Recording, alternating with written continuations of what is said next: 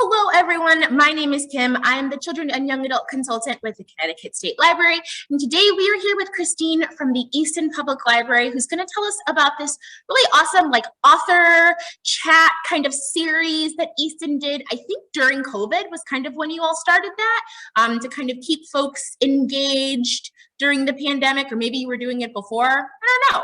But it sounds really awesome. I watched some of them online, so we're really excited to hear about it.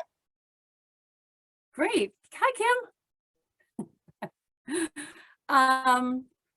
It was a pandemic thing. Everybody shuts down and, suddenly we have no connection with the community. We can't engage with anyone. And I thought, probably a lot of people are sort of feeling super isolated. Nobody knows what's going on. The library is, for all intents and purposes, closed down. And so I came up with the idea of doing, and I called it Easton Public Library Community Book Chat.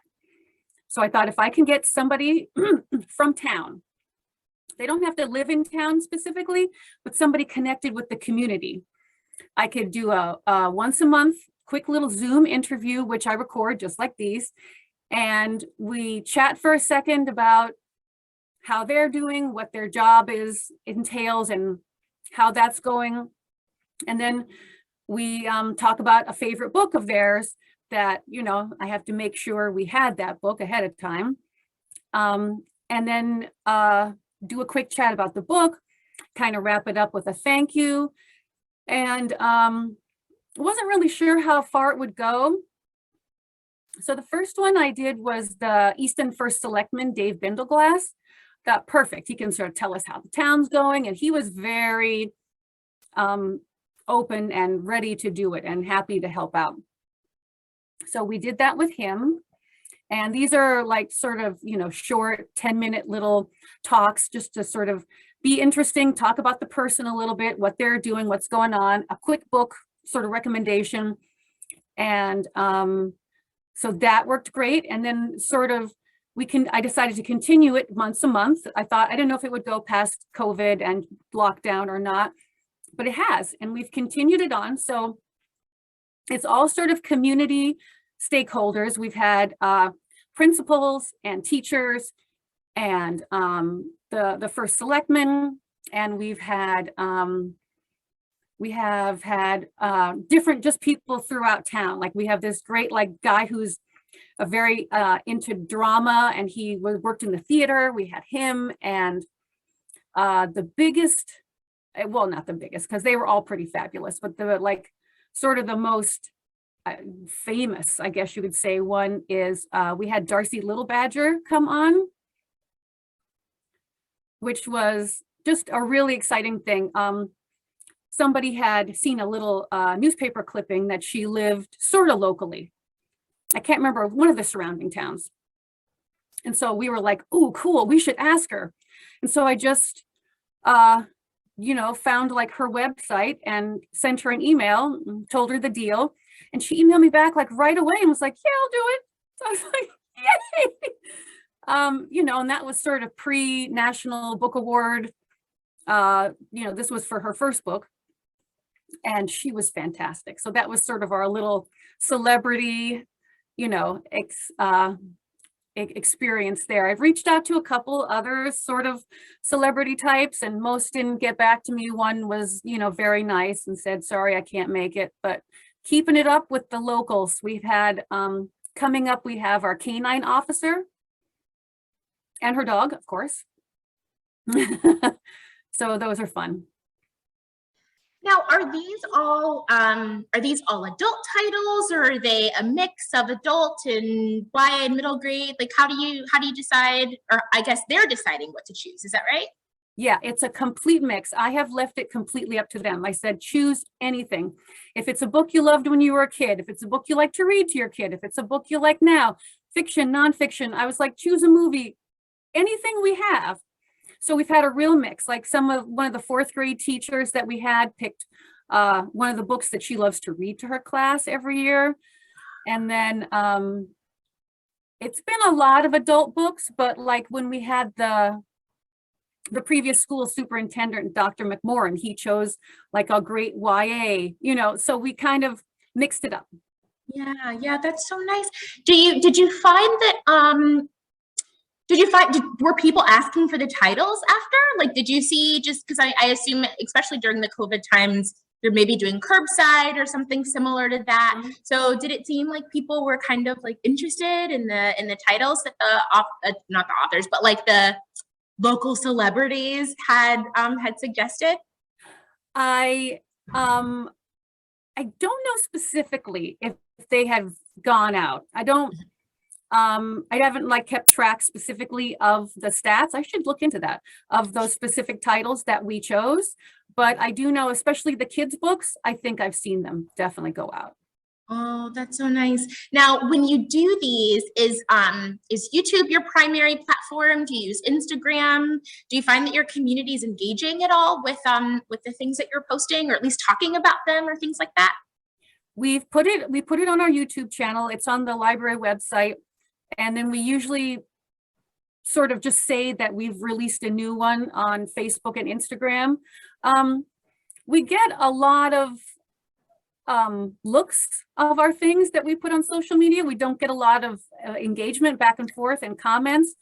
For these, we get a little bit more, especially on Facebook. People will do like a little like, or a little like, hey, this was great, or, something like that. I love it. I love it. So did you, hindsight, we're all definitely still dealing with sort of the ramifications of, the corona, things are still a little up in the air.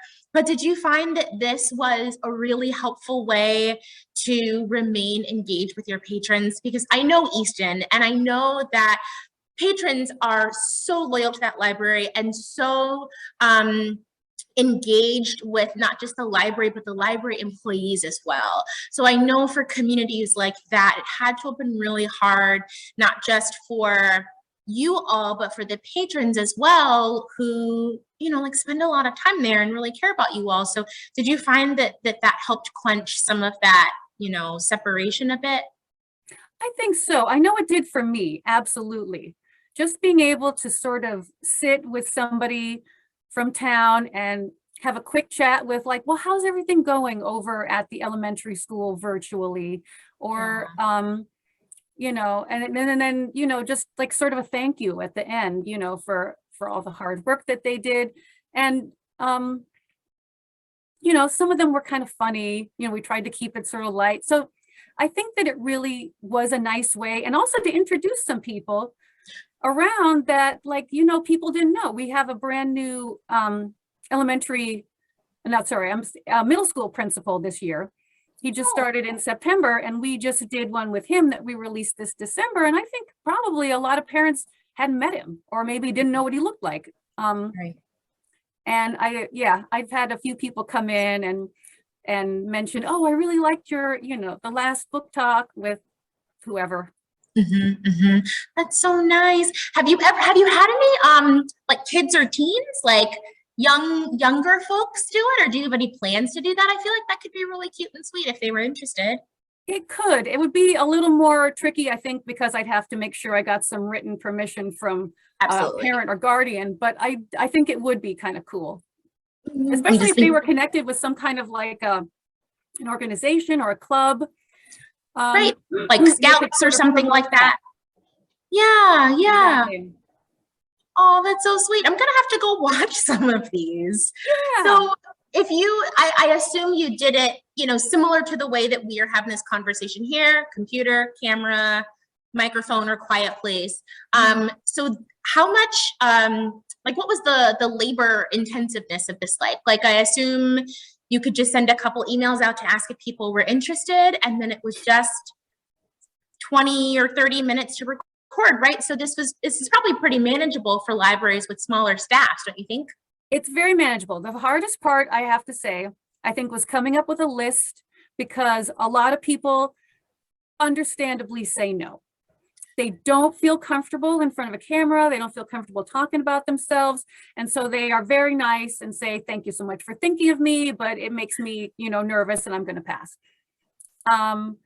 So I think you've got to have like a good amount of people, because at one point, I think sort of at the end of the summer, I was having a really hard time getting anybody. I would send out a lot of emails and, you know, either people were busy, can I do it later? Or, you know, no, thank you, I'm uncomfortable.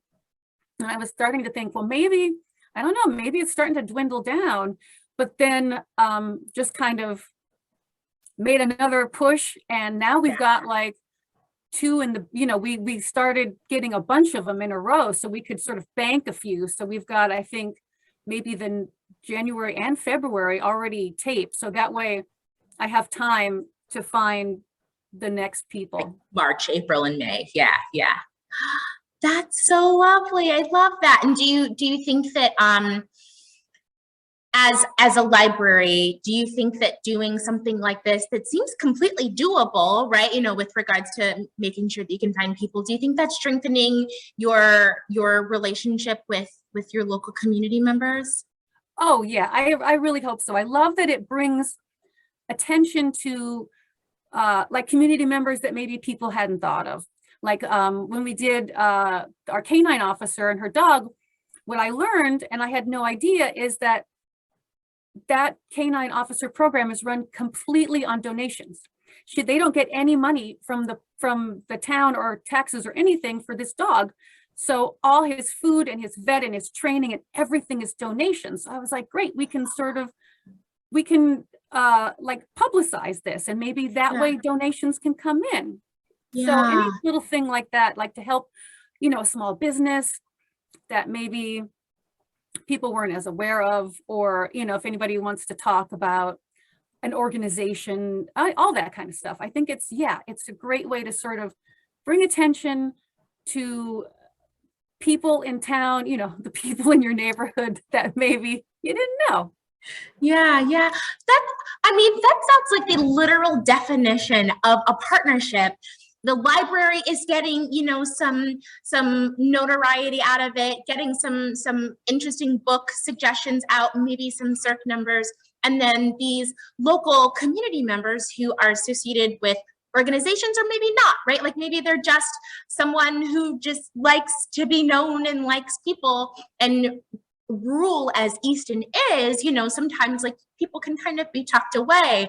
So I mean, like literally everybody is winning equally for doing the same amount of work, and you just like walk out and it's just been like a good day and a good experience. That sounds amazing. Yeah, and maybe you get a nice little book recommendation too.